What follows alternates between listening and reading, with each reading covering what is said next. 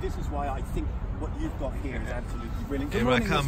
Good morning, Colin. Good morning, Mr. IC3. Big up Mr. X. Oh, big up Mr. IC3. Yeah, big up Mr. X. Yeah, hello. Hot off the press. Hear ye. Colin got something to say. Mr. IC3's got something to say. That's it. So you got the contact shell in there. No, this is my conch. So basically how it works. Yeah. I learnt this from the Rainbow family that were here last week. And so I thought, let me try and create something. So basically, once you have this, it's your turn to speak. So you can speak as long as you have this.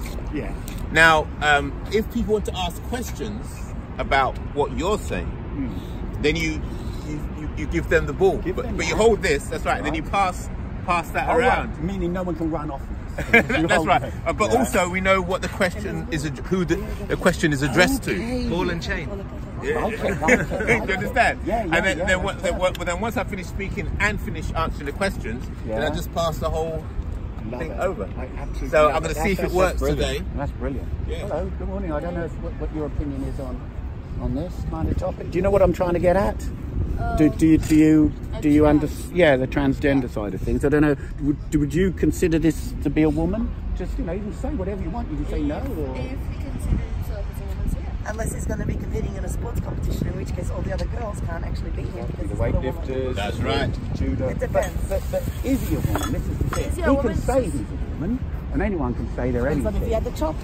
Well, I mean, even if he had the chop, he doesn't have to have his DNA extracted and a whole load of all his muscles and skeletal thing. I don't think so. It's like that. You don't think that's a woman, no? I think it is a woman, but... Yeah. Have you heard of this definition of insanity? It's a person who cannot distinguish fantasy from reality.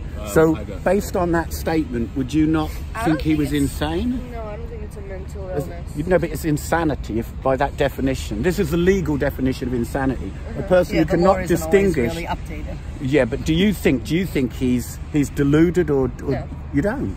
No, if it's what? Of being a trans? But if he followed you, let's just say I've got 5 young girls, and my youngest one went to the toilet, and she met him in there. It would cause me a lot of concern. It will. So do you think the outflow from you being very generous and saying, does it really matter, he can be whatever he wants, it doesn't end there? Because if you were to misgender him, you could be guilty of a hate crime as well, and you can have the police call at your door. Yeah. We're now moving beyond his freedom to tell you what he is, to your freedom to whether you accept it or not. And this is where I think the problems are coming. You're supposed to stand on one of these things, all these people. Well, you know, I've never been one for shouting my voice, but this is what's happening now. We're young children, you know, from a really young age. Like Mr. X has seen this lots of times. But this is a book written about this woman's 4-year-old boy who then became a girl. Do you think that children should be taught that they could be born in the wrong body? I don't think they should be taught that. I think that they should be like. If they are, I don't think you need to... Yeah, but this is what's happening. I agree with you. I don't think they should be taught it. I think put ideas in their heads because they're young. They can say like, oh, maybe I'm like that. I don't think that's Well, I think that the problem we've got now is if a 4-year-old child is read a book like this by the teacher and then introduced to characters like this, who then read them stories like Tilly the transgender Teddy comes out. And how happy they are now. These are 2, 3, 4-year-old children. And then you have someone here, and his profession, and this is a real wonderful example, Mr. X. This is a psychiatrist. Oh, what? Yeah, this is a psychiatrist. Lots of transgender. Look, he's a psychotherapist. There he is. So imagine a person like that saying that you're insane.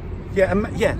Have you heard of this? Have you heard of this term? The lunatics have taken over the asylum. Have you ever heard of that? I think I did. Okay. Now this psychiatrist is telling you that he's a woman. You're agreeing with him, and you're bypassing the dictionary definition of delusion and insanity and affirming for him something that is not true. Well, it's fine with him, but when you get to children, and when you get, and as I said to Mr. X, these are the stormtroopers, these characters are. These are breaking into the hatcheries and filling children's minds with insanity. So hopefully we just made you think a bit more that it isn't just as simple as the freedom for this person. Look, he's a slippery character. I think that if he wants to being a woman, and if he really believes it, he can be. I'm not against it. Yeah, but is he though? But that's the thing. You can say he's a woman. He can say he's a woman.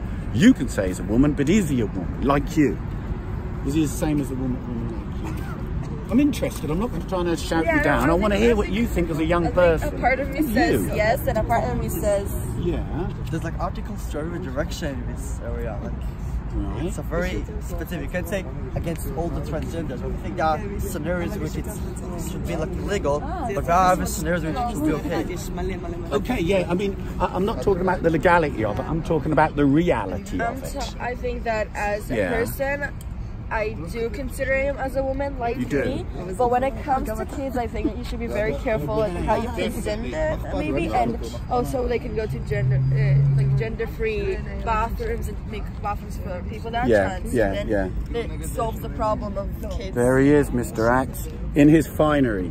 So you would say then that this man with a beard is a woman just like you. That would be your if he says he is, that's what he is. I think that as a trans woman or man, I don't know how it goes actually. He shouldn't have a beard.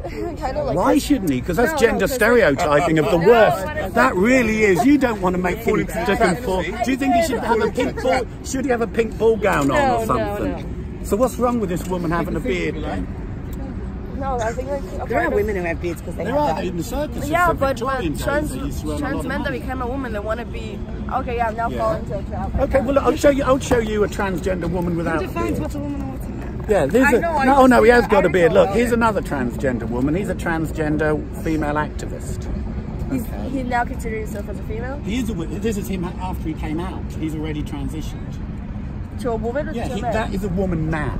Ah, what? This person's transitioned. Okay, so but if I saw him in a bathroom, I'd be scared out of my mind. Exactly. Yeah, I tell you what, you think you'd be scared. You'd be more scared of him.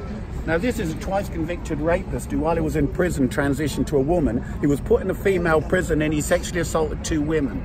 Now, you've got to really, as a young person, you two are the next generation. Think to yourself, on what are you going to stand on? Are you going to continue to be, in my opinion, deluded? Or are you going to say, you know what, enough is enough. We have to protect children from the encroachments of people like this and of books like this. But you know what, if you say that, you're going to get it in the neck. Because, have you heard of George Orwell?